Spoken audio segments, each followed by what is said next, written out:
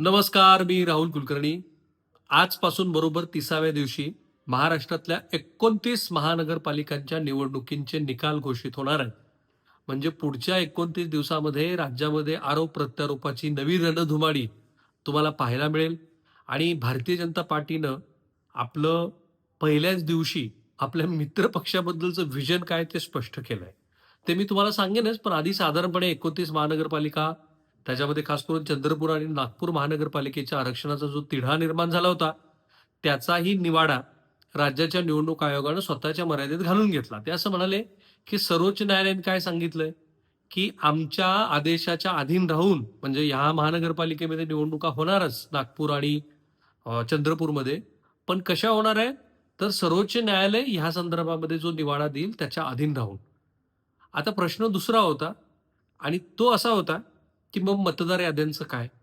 तर मतदार याद्यामध्ये विरोधी पक्षांच्या सर्व सर्व आरोपांना राज्य निवडणूक आयोगानं व्यवस्थित असं उत्तर दिलं. त्यांनी सांगितलं, की इन्क्लुशन आणि डिलेशन नाव घेणं आणि नाव उठवणं किंवा काढून टाकणं हे आमचं काम नाही.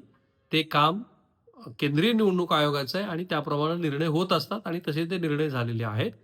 आणि म्हणून आता आम्ही फक्त एवढंच करू, की ज्यांची दुबार नावं आहेत, 8-9 लाख जी काही दुबार नावं असतील, ती नावं आम्ही 1, 2, 3 असे स्टार देऊन त्या संदर्भामध्ये कारवाई करू. दुसरा प्रश्न असा होता, की मग महानगरपालिकेच्या ह्या निवडणुका होत असताना, ज्याच्यामध्ये 3.5 कोटी मतदार जवळपास ह्या निवडणुकीचा कौल देणार आहेत, तर हा राज्य सरकारवरचा कौल असेल का? माझ्या मते नाही. कारण नगरपालिका, महानगरपालिका, पंचायत समित्या, जिल्हा परिषदा ह्या स्थानिक पातळीवरती त्या-त्या उमेदवारांचं बळ किती आहे, ते कशा पद्धतीनं आपल्या मतदारांच्या संपर्कात आहेत त्याच्यावर जास्त अवलंबून असतं आणि हे आमदारकी आणि खासदारकीपेक्षा अधिक लोकलाइज इलेक्शन असतं. आणि म्हणून ह्या निवडणुकीमध्ये राज्य सरकारवरच्या कौलापेक्षा भलेही आता राज्य सरकार काही म्हणत असलं, की आम्ही शहरी भागामध्ये कारण या क्षणापर्यंत शेवटच्या क्षणापर्यंत उद्घाटनांचे सोहळे सुरूच होते. महानगरपालिकेच्या पुणे महानगरपालिकेच्या विकास आराखडा 3,500 कोटी रुपयाच्या कामाचं लोकार्पण झालं. त्याच्या आधी इचलकरंजी, त्याच्या आधी कोल्हापूर आणि नागपूर अशा शहरातल्या विविध विकास कामाचं लोकार्पण करण्यात आलं. आणि ठीक आहे, म्हणजे काही टक्के नागरिक असे असतात, खास करून पुणे वगैरे सारख्या मोठ्या महानगरात, की जे महानगरांचा विकास पाहतात. पण एरवी-तेवी कुठल्या उमेदवारानं कुणाला देवदर्शन घडवलंय, अ, नवरात्रीच्या काळात किती गिफ्ट दिल्या, दिवाळीला कुणाचा किराणा घरी आला होता वगैरे असे पण पाहून मतदान करणारे लोक आहेत. आत्ता स्टेज सेट आहे. प्रश्न आहे ते महाविकास आघाडी आणि महायुतीचं काय? भाजपनं स्वतःचा गोल क्लिअर केलाय. त्यांनी स्पष्ट सांगितलं, की भारतीय जनता पार्टीची बहुसंख्य ठिकाणी एकनाथ शिंदे आणि यांची शिवसेना आणि भाजप अशी युती करण्याची तयारी आहे. त्याचं कारण पार्टी हायकमांड आहे. पार्टी हायकमांडने बहुधा असं सांगितलं, की शिंदेचं महत्त्व अबाधित ठेवा. असं होऊ शकत नाही, की मुंबई मेमार रिजनमध्ये शिंदे मुंबई महानगरपालिकेमध्ये भाजपबरोबर युतीचं गुणगान करतायत आणि पुढे अंबरनाथ, ठाण्यात आल्यानंतर मात्र ते महायुतीतल्या भाजपवरती टीका करतायत, टिप्पणी करतायत, जे त्यांनी नगरपालिका निवडणुकीमध्ये केलं. त्यामुळं शक्य असेल तिथे शिंदेंना बरोबर घ्या आणि जिथे शक्य नसेल तिथे जुजबी कारणावरून तुम्ही मैत्रीपूर्ण लढती केल्याचं कारण सांगा लोकांना. हे झालं एकनाथ शिंदे यांच्याबद्दल. त्यामुळं मुंबई महानगरपालिका, ठाणे आणि काही प्रमाणामध्ये पुणे या ठिकाणी एकनाथ शिंदे यांची शिवसेना आणि भाजप एकत्रित लढताना दिसेल. एकत्रित लढणार नाहीये ती राष्ट्रवादी काँग्रेस आणि भाजप. कारण राष्ट्रवादी काँग्रेसचं बळ कुठे आहे महानगरपालिकेमध्ये? तर ते आहे ठाण्यात, माफ करा, ते आहे पुण्यात आणि ते आहे पिंपरी चिंचवडमध्ये. बाकी उर्वरित ठिकाणी सांगलीमध्ये, कोल्हापूरमध्ये, सांगली मिरज कुपवाडमध्ये, की ज्या पश्चिम महाराष्ट्रातल्या महानगरपालिका आहेत, तिथे काही राष्ट्रवादी काँग्रेसचं एवढं बळ नाहीये. महानगरपालिका कोल्हापूरमध्ये ताराराणी आघाडी किंवा मग तिथलं स्थानिक राजकारण. इकडे सांगलीमध्ये पण जवळपास तशीच परिस्थिती असते. तिथे पण लोक स्थानिक आघाड्या करून निवडणूक लढत असतात. त्या कॉन्टेक्स्टमध्ये भाजपनं आपला जो काही होरा, जो काही त्यांच्या राजकीय निवडणुकीचा जो आराखडा आहे, तो स्पष्ट केला. ते राष्ट्रवादी काँग्रेसला आपल्याबरोबर घेत नाहीत.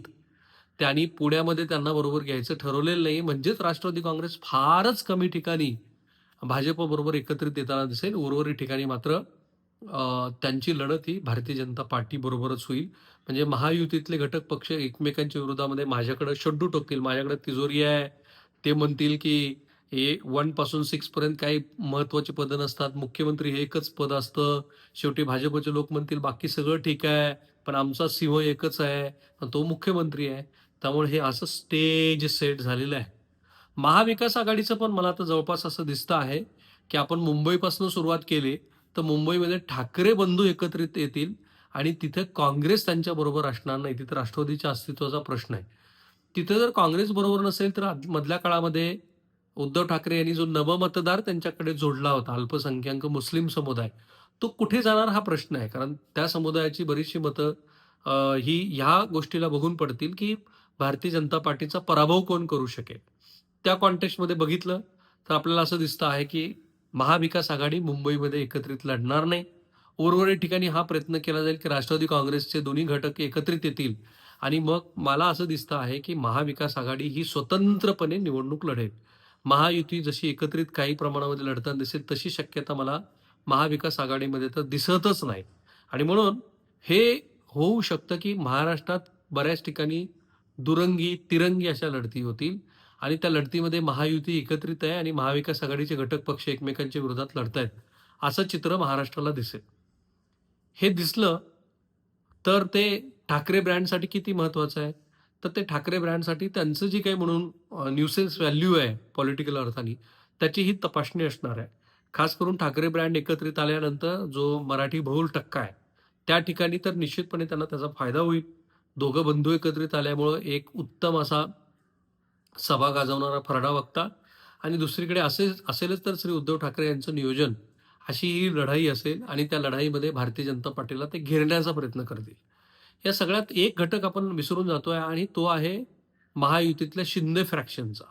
शिंदेचा प्रयत्न असा होता, की आपल्याला भारतीय जनता पार्टीनं बरोबर घ्यावं, आपली सतत कोंडी करू नये आणि ती 50 मिनिटाची त्यांची जी मीटिंग झाली एकनाथ एकनाथ शिंदे आणि अमित शहा, ती आता फलद्रूप झाली. कारण स्थानिक भाजपच्या नेते मंडळींची बिलकुल इच्छा नव्हती, की एकनाथ शिंदे यांच्या शिवसेनेला बरोबर घ्यायचं. एव्हाना ते असा प्रयत्न करत होते, की एकनाथ शिंदे आपल्याबरोबर असूच नयेत. कारण पुढच्या 2029च्या विधानसभा निवडणुकीचं गणित जर बघितलं, तर एकनाथ शिंदेनी स्वतंत्र निवडणूक लढवावी असाच त्यांचा प्रयत्न होता. पण त्याला कुठेतरी शिंदेनी चेकमेट दिला आहे. आणि त्या चेकमेटमध्ये सुद्धा आता ते ह्या निवडणुकीला एकत्रितपणे सामोरे जात असल्यामुळं त्यांना त्याचा काही प्रमाणामध्ये निश्चितपणे फायदा होईल. स्पेशली हा फायदा हा त्यांना खास करून मुंबई महानगरपालिकेमध्ये युतीचा महापौरपद बसवताना होईल. कारण लाँग टर्मच्या लढाईमध्ये त्यांना उद्धव ठाकरे यांना कॉर्नर करायचंय. त्यांची खरी लढाई ही भाजपबरोबर आहे, हे मी आधीपासूनच सांगितलंय. पण आता तुर्तास तरी त्यांना उद्धव ठाकरे यांच्याबरोबरच्या लढाईमध्ये भाजप आपल्याबरोबर असणं अपेक्षित होतं आणि ते आता होताना दिसतंय.